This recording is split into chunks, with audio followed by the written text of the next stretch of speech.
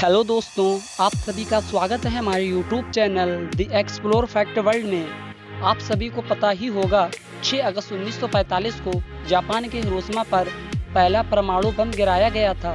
परमाणु बम के धमाके के बाद हिरोशिमा के 13 वर्ग किलोमीटर के इलाके में तबाही मच गई थी। एक झटके में हजारों लोगों की मौत हो गई थी। इससे होने वाले नुकसान का जब तक अंदाजा लगाया जाता, उससे पहले ही जापान के एक दूसरे बड़े शहर नागासाकी पर भी अमेरिका ने परमाणु बम गिराया था। क्या आपको पता है कि नागासाकी पर परमाणु हमला तय नहीं हुआ था? फिर ऐसा क्या हुआ जिसकी वजह से यह शहर निशाना बन गया?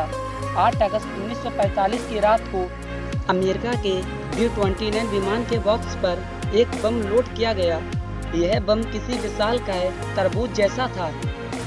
इस बम का नाम फैटमैन रखा गया था। बम का वजन 4000 किलो से ऊपर था। इस दूसरे बम के निशाने पर जापान का औद्योगिक नगर कोकुरा था। यहाँ पर जापान की सबसे बड़ी गोला बारूद बनाने वाली फैक्ट्रियाँ थी। सुबह 9:50 पर बम बरसक B-29 विमान 31,000 फीट ऊंचाई पर उड़ रहा था। बम इसी ऊंचाई से गिराया जाना था, लेकिन जब शहर पर बम गिराने की बारी आई तो आसमान में घने बादल थे और नीचे विमान भेदी तोपें आग उगल रही थी। विमान का ईंधन बड़ी तेजी से घटता जा रहा था। विमान में सिर्फ इतना ही ईंधन बचा था कि विमान एयरबेस पर वापस पहुंच सके।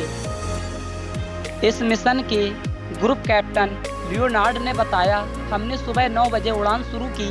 जब हम मुख्य निशाने पर पहुंचे, वहां पर बादल थे। तभी हमें कोकुरा शहर को छोड़ने के ऑर्डर मिला और हम दूसरे शहर की ओर बढ़े, जो कि नागासाकी था।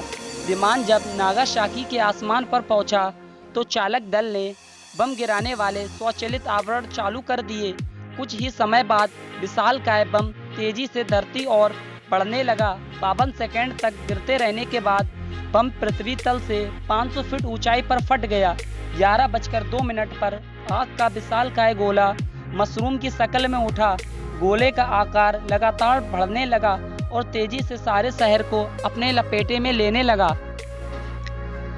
नागासाकी के समुद्र तट पर खड़े जहाज़ों में आग लग गई।